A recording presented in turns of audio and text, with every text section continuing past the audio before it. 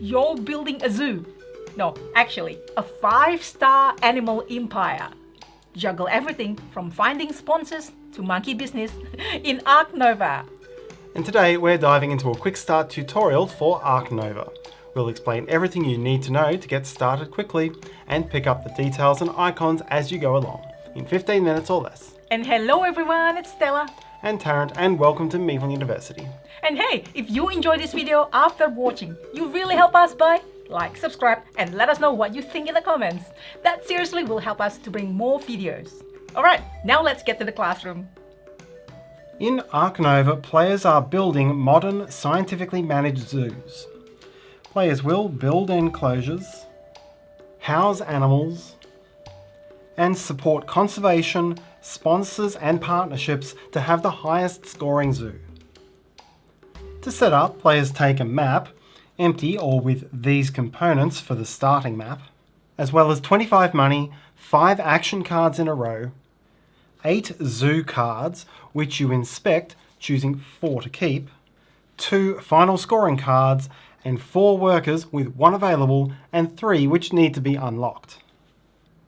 The association board contains 1 of each partner zoo and university, and a set of starting conservation projects, and on the main board a face-down deck and discard, a display of 6 face-up zoo cards, and 4 different tracks. There are 2 separate victory point tracks in aArk Nova. You can score appeal points, moving anti-clockwise around the ticket track. This represents customers entering your zoo and increases your money income. And you can score conservation points, moving clockwise around this green inner track. This represents your zoo's scientific advances and opens you up to some other bonuses, including some once-off bonus tokens. When you reach one of these spaces, resolve a token and discard it. It's your combined progress on both these tracks when someone's markers cross which will determine the winner. The main board also has the reputation track, which you increase when you gain this icon, and this tells you how much of the face-up card row you can access. There's also the break track. This is a shared track which advances when certain actions are taken, and income and resets are triggered for all players when it reaches the end. aArk Nova is played in turns. On your turn, choose one of your 5 action cards and resolve its action at the strength of its slot in your row. Then move the card to slot 1 and advance all other cards. So for example, I could take cards at strength 4, then shift it to the left like so. You can increase the strength of an action, including above 5, by spending 1 X token per strength increased.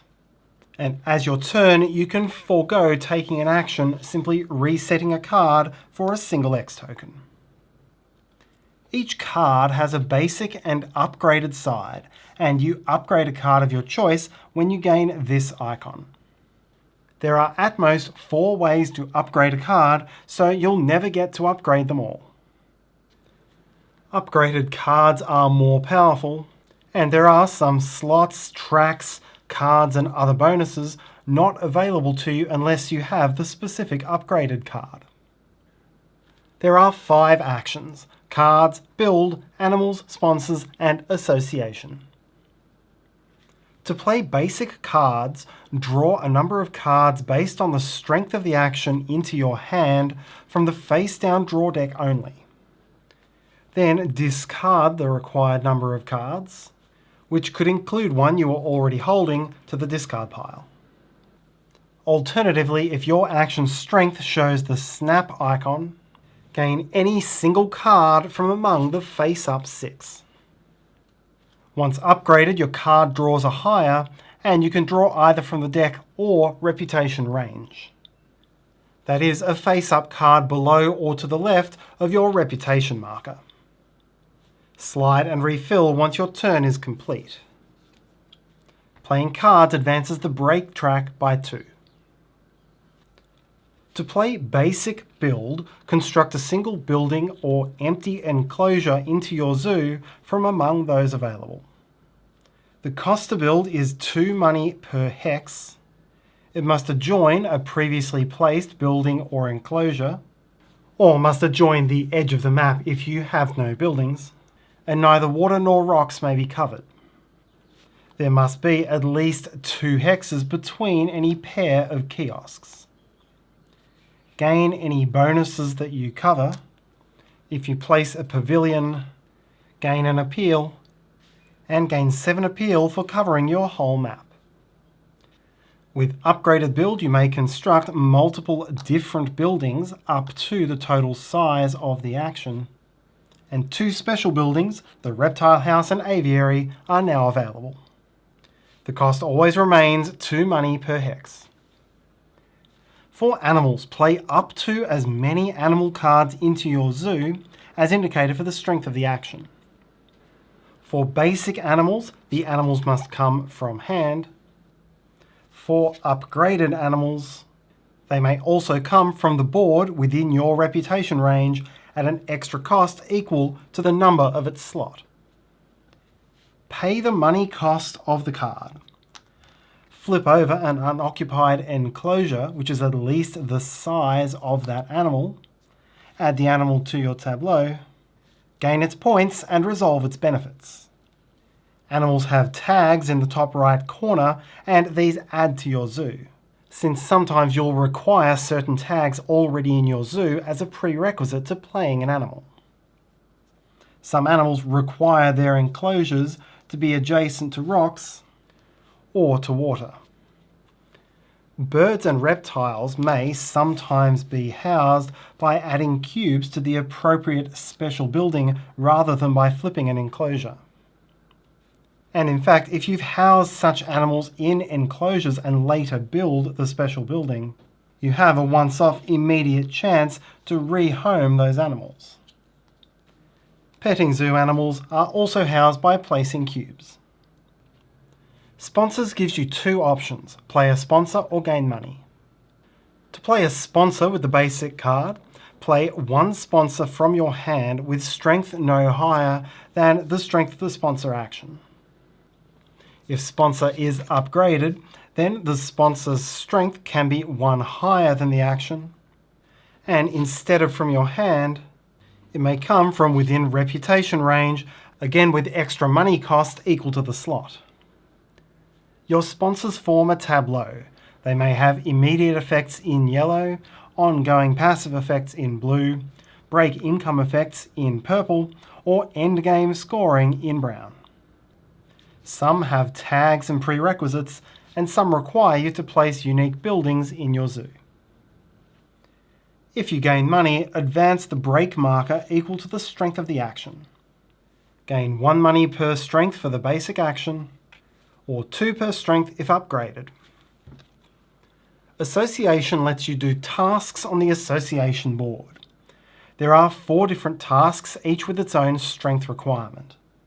For the basic action, do 1 task up to the action strength, and for the upgraded action, do any number of different tasks up to the combined action strength. You must place an available worker on the task to take it. You begin with 1 worker and unlock more with this bonus. If you already have a worker on a task, you must place 2 workers to take it again, and all workers are removed as part of break income. Different players' workers do not interact in any way. This task gives you 2 reputation. This task lets you take a partner zoo. Gain any bonus you cover, and this now counts as that continent's tag for all purposes and gives you a 3 money discount on any animals with that tag. For this task, take a partner university. Gain the covered bonus and its tags. These research icons help as prerequisites for some powerful cards. This task lets you support a conservation project, 1 on display, or 1 from hand, or if upgraded, 1 from reputation range for the cost of the slot. Choose an open slot for which your zoo has the required tags or icons. Here, for example, 3 rocks. Mark the project with 1 of these cubes from your map board. and gain the points on the slot. Note that this is the only way to clear these 7 cubes. Every other cube I've placed has come from my general supply.